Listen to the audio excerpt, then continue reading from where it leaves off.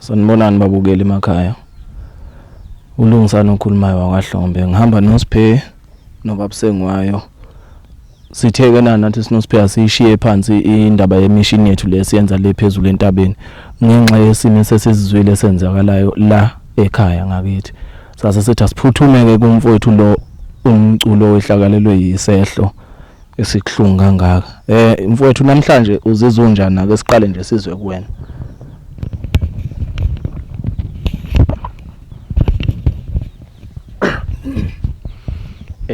Ngiqale nje ngokubingelela ababukeli emakhaya. Nani bafowethu ngiyabonga ukuthi nikhona la ngodaba lwami. Mhlambe umunye umuntu ongalazi ekhaya udaba lami ukuthi luhamba kanjani. Bengisentabeni emazizini ngithi ngiyogawula noma ngiyolanda imbiza ebengilayelwe yona nami ukuthi izongisiza. Ngilayelwa abafowethu abakhona la endimeni yomculo. Okusho ukuthi ngasana kakhulu no driver zemnike no Shenge wasehlala Nkosi. Ngangimbuza ku Shenge ngithi mfowethu ngiyafisa nami ukuthi mangigibele stage kube ukuthi ngikwazi ukuthi ngidlale njengamagita ngoma akho. Sizokhumbula ukuthi amagita ngoma kaShenge stage ajika izinto engakazi uzoyibone.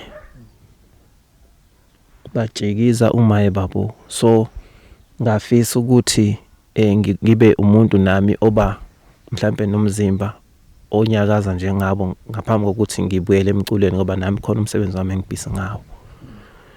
So wathi mayengitshela uShenge ukuthi kumagita ngoma akhe usebenzisani wase lavela lapho ke igama lentuma le yentaba.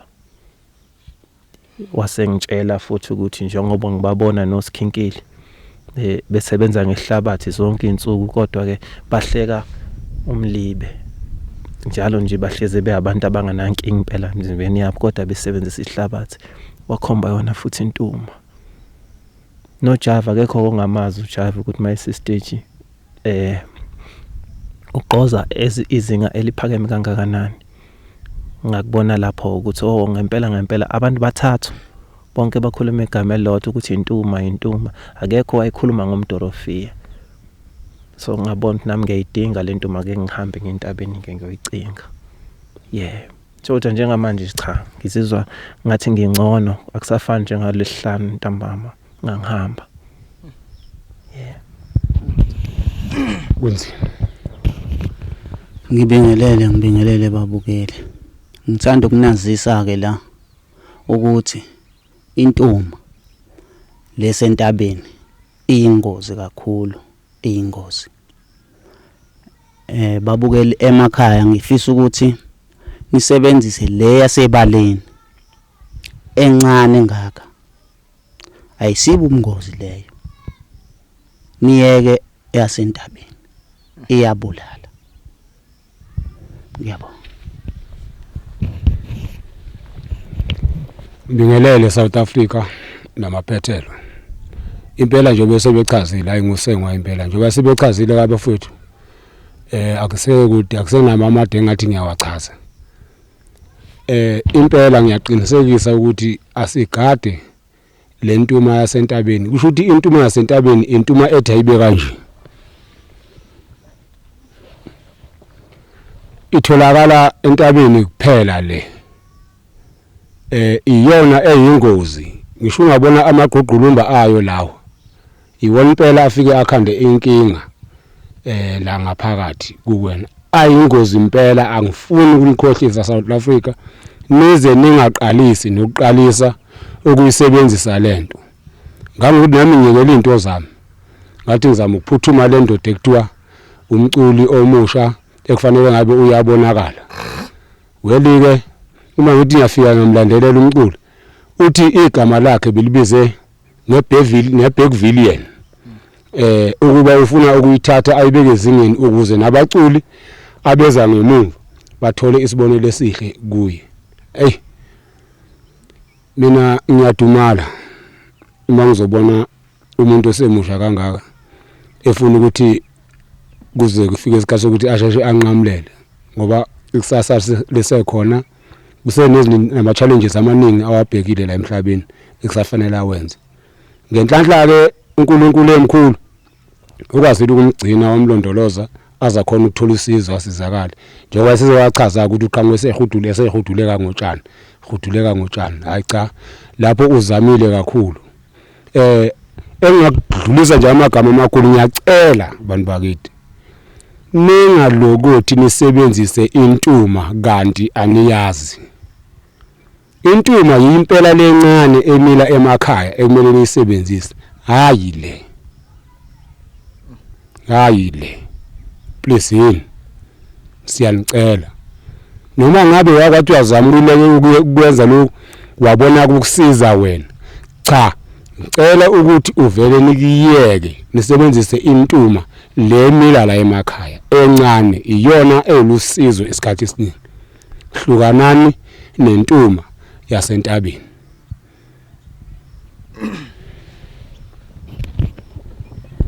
Asibonge babusengwayo, sibonge kakhulu. iBergville mfowethu. Sacela ukuthi ke manje ke uchazele abantu ukuthi ke na wathi mawuphuma endlini encane kwakwenzakalani nje ngaleso sikhathi.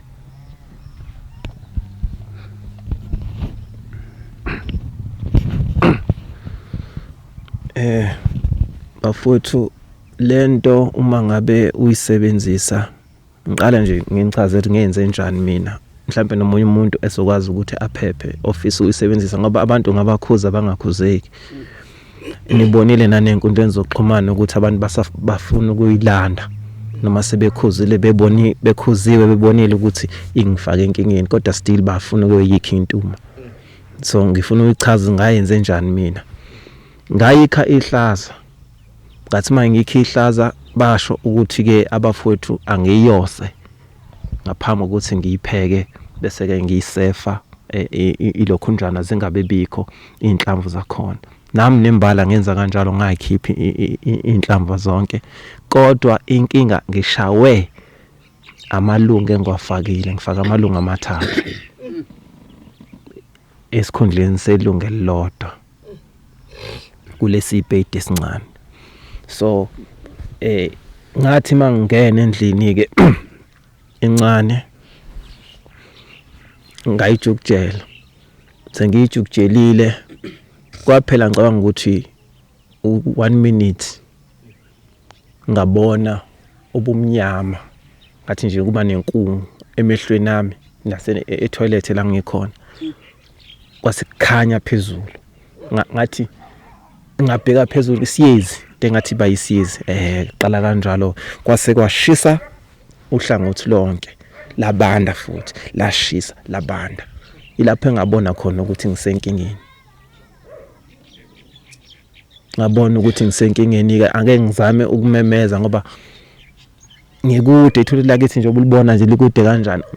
Angizami ukumemeza manje ukuthi kube khona umuntu ongisiza ngoba ngiyawezwa amandla ayangiphelela.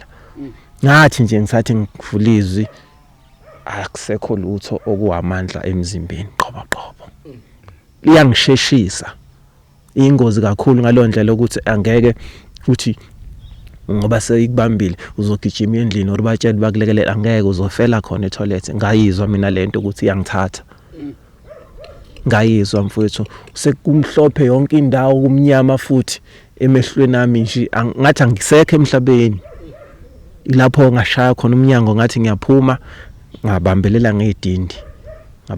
ngedindi ukuze ngiyofika ebaleni zaqala zakhonkotha kanje naka izinja. Ngasizwa yizo lezi nje kuba zikhonkothanga babengeke baphume ekhaya bangibona ukuthi hayibo lensizwa lena iyahamba ke manje. Okwenzeka ke kanza kwethu. Kuyazwakala. Ndoda udonse kanzima kakhulu. Sizothanda ukuthi sibonge kakhulu umveli nqani kanye nabadala ukuthi bakwazile ukukukhosela uzogcina uphunyulile kuleyo nto. Siyathemba kulomngcono oyibona kuzoba ngcono kakhulu ukwazi ukuthi lesifiso sakho sivele ufundise intsha esafuna ukuthi ifane nawe.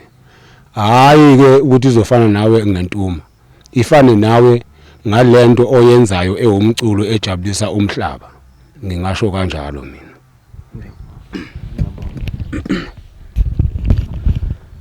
Sibonga babukele. Mfowethu. Nithi phila mfowethu. Uzibambe isiqine mfowethu. Ubambe isiqine, ube right. Uqhubeke nomculo wakho mfowethu. Ngiyabonga mfowethu.